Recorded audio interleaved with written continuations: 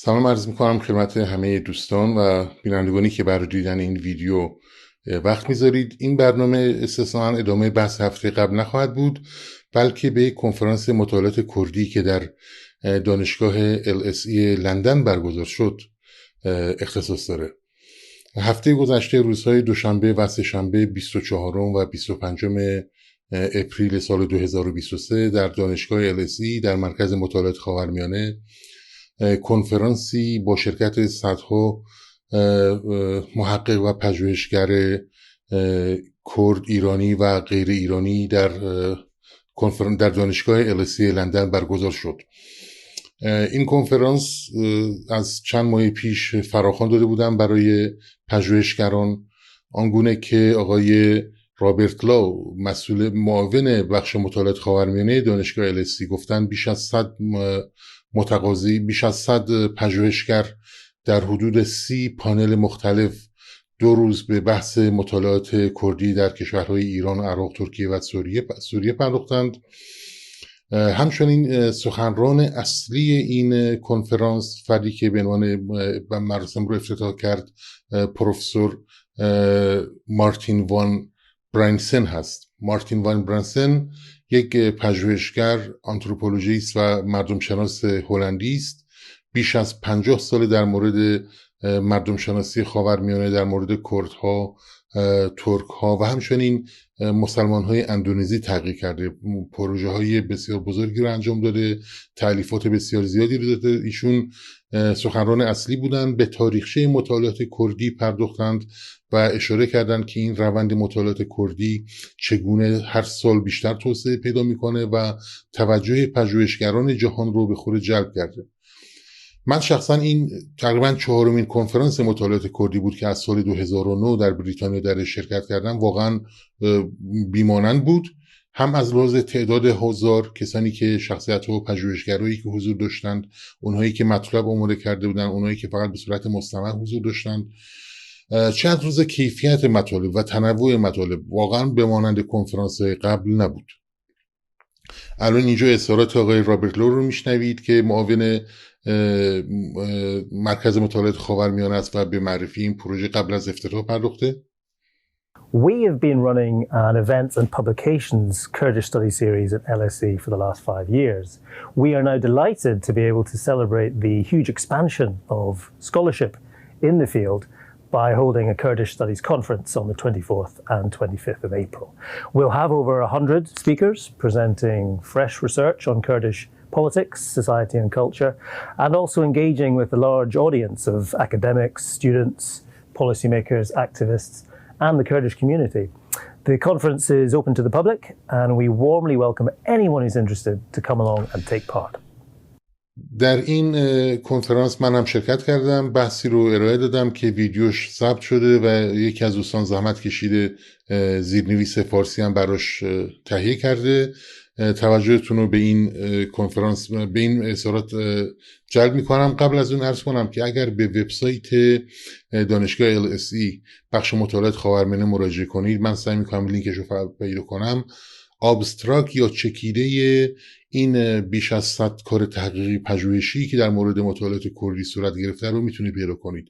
احیانا اگر به این بحث علاقه‌مندید یا پژوهشگر این عرصه هستید، میتونید ابستراکت ها یا چکیده های مطالب رو بخونید. به هر کدومشون که علاقه‌مند بودید از طریق دانشگاه LSE، از طریق ایمیل عمومیشون تماس بگیرید و میتونید با پژوهشگر مربوطه ارتباط برقرار کنید. احیانا اگر نظری یا تحقیقی مشابهی در این زمینه دارید، میتونید با هم همکاری کنید.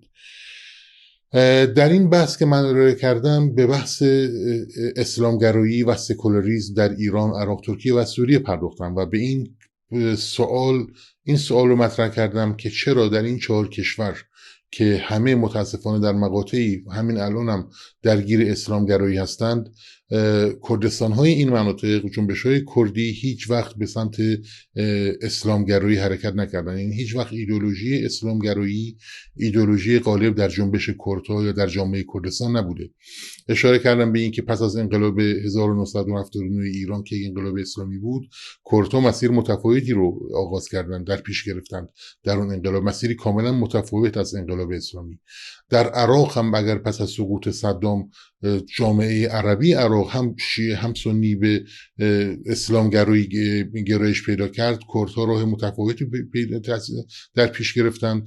در سوریه هم پس از بهار عربی، پس از اینکه کل سوریه به میدان جنگ مستقیم و نیابتی شیعه و سنی تبدیل شده بود، کردها در شمال سوریه باز به این دامنه افتادند، یک سیستم سکولار رو بر اساس همزیستی مسالمت آمیز و با تاکید بر حقوق زنان و کردها، حقوق زنان و اقلیت‌ها بنیان نهادند. در ترکیه هم که شاهدیم الان بیش از 20 سال حزب اسلامگرای عدالت و توسعه به رهبری اردوغان در قدرت، اما کردها هم در مبارزات پارلمانی هم در مبارزات مسلحانه راه ایدئولوژی سکولاریسم رو در پیش گرفتن. با این مقدمه که سوال اصلی تحقیقم رو معرفی کردم، به این بحث رسیدم یکی از زیر مجموعه ها پس از این سوال من باید دلایل متعدد تاریخی، فرهنگی، اجتماعی، جغرافیایی و سیاسی رو مطرح کنم که ببینم چرا این مسیر متفاوت در کردستان در این 4 کشور طی شده. یکی از فاکتورهای شاید گفت پنجم یا ششم که ولیشون مرتبط با این بحث بود من مطرح کردم، بحث ژئوپلیتیک یا بحث عبور از مرز یا فعالیت‌های فرامرزی است. توضیح دادم که این فعالیت‌ها هم قبل از انقلاب هم بعد از انقلاب چگونه تونسته در حفظ جنبش کردی در ایران مؤثر باشه. اجازه بدید من بیشتر از این توضیح ندم، ولی لینک وبسایت دانشگاه LSE رو میتونید الان در تصویر ببینید و همچنین این صفحه‌ای که ابستراک ها یا چکیده ها رو در اونجا میتونید پیدا کنید. اگر علاقه‌مند بودید میتونید به تدریج، الان اینجا فقط به صورت خلاصه این صفحه رو میبینید، ولی اگر بتونید مراجعه کنید میتونید با بیش از 100 ابستراک یا چکیده مقالاتی که در این کنفرانس ارائه شده دسترسی داشته باشید. من بیشتر از این وقتتون رو نمیگیرم، ازتون دعوت میکنم که 15 دقیقه برای دیدن این پریزنتیشن یا ارائه مطلب من وقت بذارید. اگر احیانا سوالی مطلبی داشتید حتما مطرح بفرمایید، مطمئن باشید پاسخگو خواهم بود یا همونجا یا در برنامه بعدی. و همین الانم من مشغول پاسخگویی به پژوهشگرانی هستم که در اون جلسه حضور داشتن، هم یه سری سوالات اونجا مطرح کردن، هم بعداً از طریق ایمیل با من در تماس بودند. من اینا رو پاسخ خواهم داد و پس از پخش این برنامه، پخش این ویدیو، اگر شما ملاحظاتی، سوالاتی، پیشنهاداتی داشتید مطمئن باشید پاسخگو خواهم بود. پیشاپیش از این که برای دیدن این ویدیو وقت میذارید خیلی ممنونم. ببخشید که وقفه‌ای در روند بحث ما پیش اومد. هفته آینده حتما بحث ملت، قوم، تعریف ملت ایران و جنبش‌های ملی، جنبش‌های اتنیکی رو ادامه خواهیم داد. خیلی ممنون. فعلا.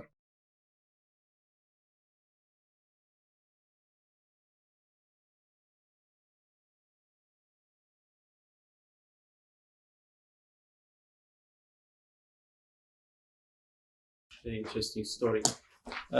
Our next speaker, Hemin Sayedi, is a PhD candidate in Kurdish studies at the University of Exeter.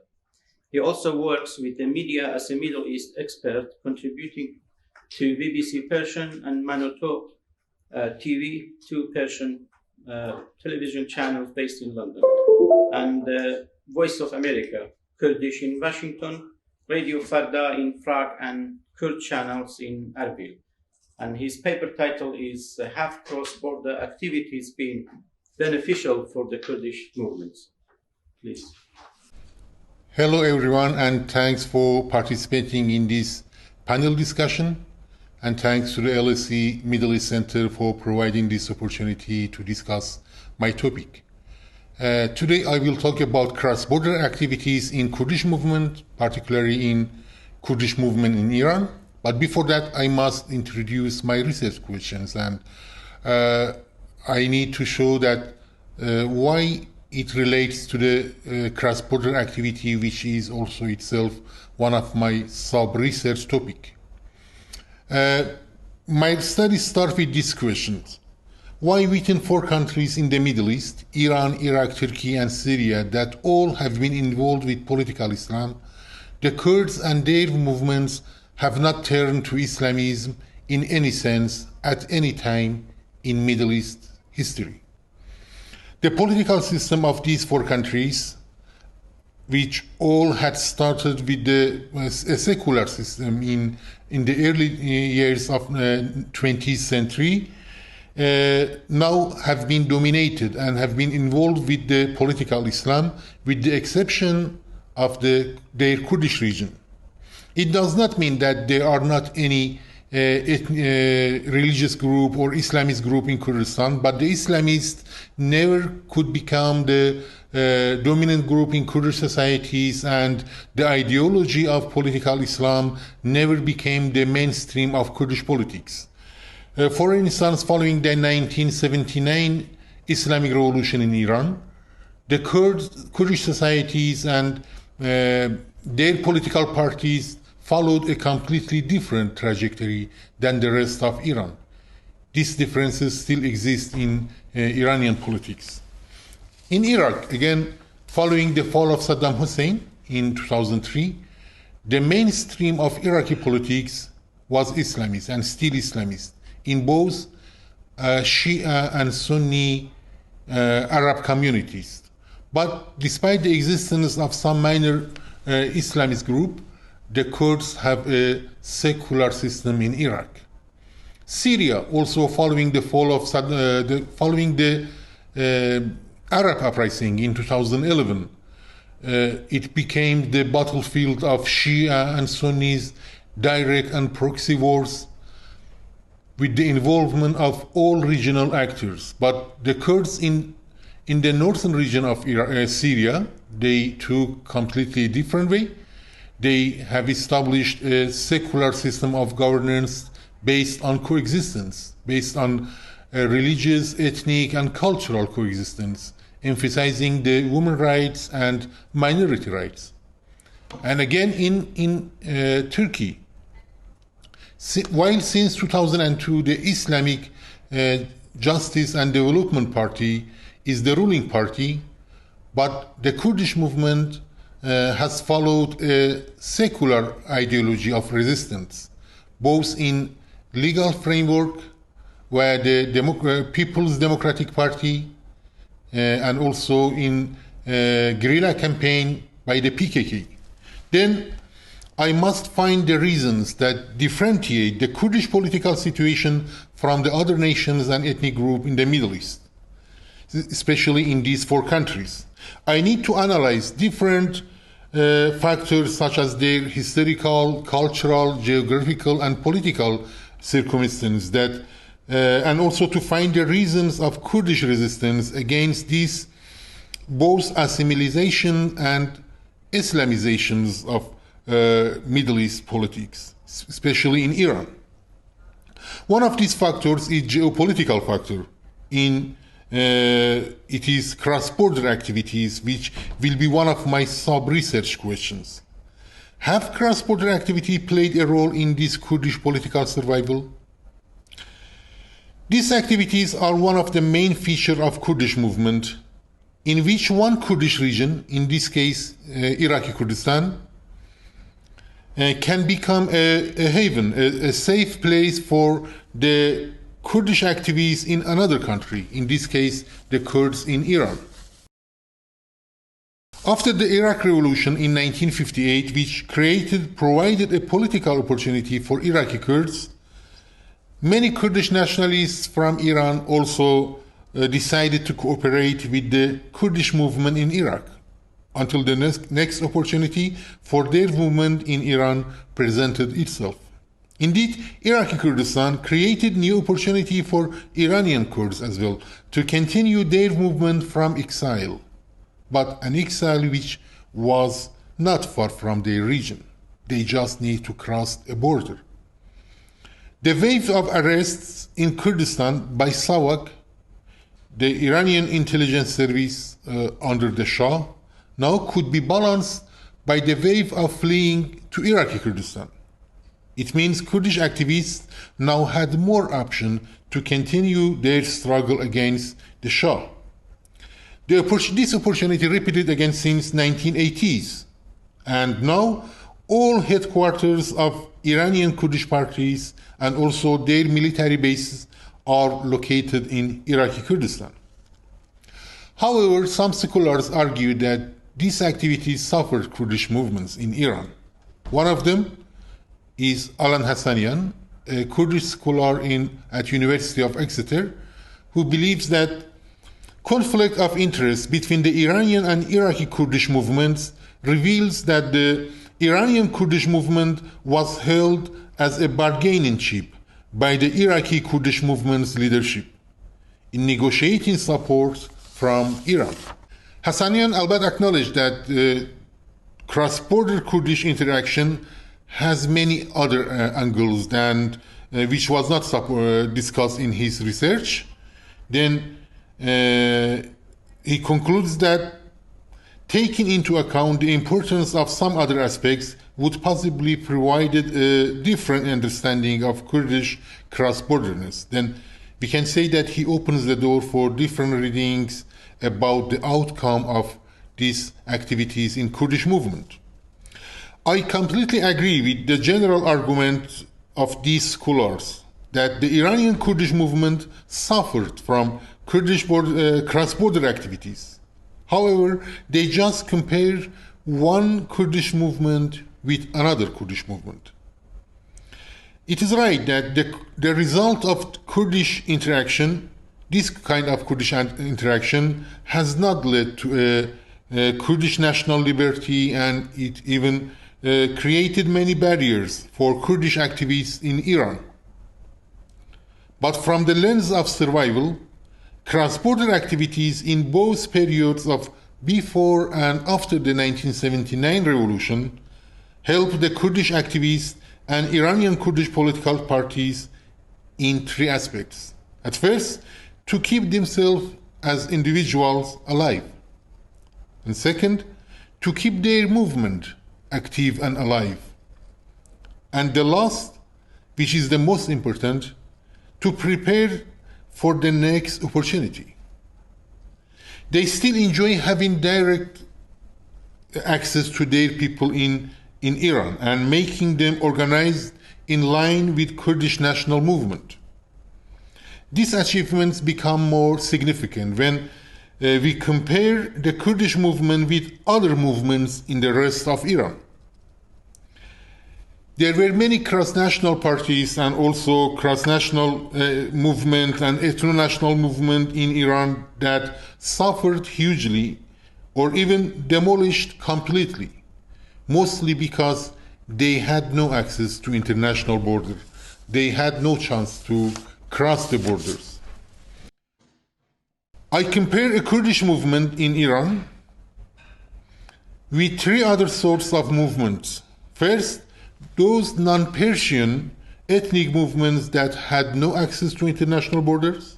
Second, those who could access the border, but they faced an unwelcoming political environment in their new place. And the third group, some national movements that were forced to move to Europe and other non-Middle Eastern countries far from their targeted people. Regarding the first group, there were many ethnic groups in Iran, like Lors, Qashqais, Bakhtiaris, Gilaks, that in the process of universal homogenizations and assimilation, which characterized the process of modernity in Iran, they lost their distinctive customs, laws, traditions, and even their language. Despite their initial resistance, they could not continue their struggle against the central government, mostly because they had been surrounded within other ethnic groups and had no access to international borders. The second group are the Turks, the Azeri Turks, also Arabs and Baluchis, who had access to borders to join the same ethnics in neighboring countries, but they faced difficult political circumstances. The leaders of Azeri Turks in northwest of Iran, when fled to the Republic of Azerbaijan under the Soviet Union in 1940s, they had been dictated by Moscow that they must forget their ethnic ambitions and they must become a local branch of a pro-Soviet Iranian party. the Tudeh party. The decline of Tudeh party led to decline of Azeri Turkish movement in Iran, at least until the collapse of the Soviet Union. Baluchis also in southeast of Iran, they had launched their own ethnic movement, but when they forced to move to Baluchistan of Pakistan, they found themselves in a fully Islamized atmosphere. Pakistani Baluchistan had already become one of the sources of Islamists in the region, and just a few decades later, this atmosphere spread to the Iranian Baluchistan as well. But I must mention that in the last few months, this situation has changed directly under the influence of women life freedom movement in Iran, and now Baluchistan plays a leading role in protests in Iran.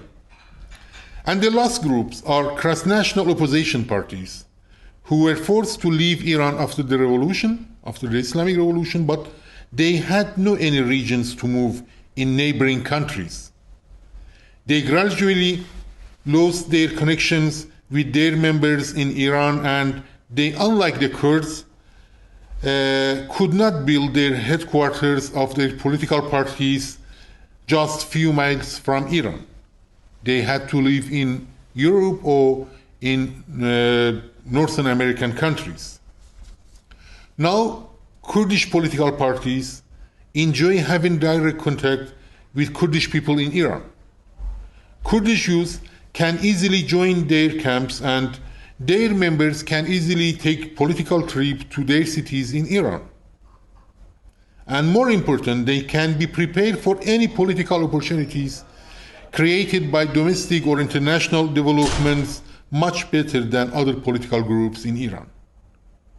That's why Iran launched 2 missile and drone attacks to the headquarters of Kurdish political parties in Iraq just a few months ago, following the ongoing uprising in Iran.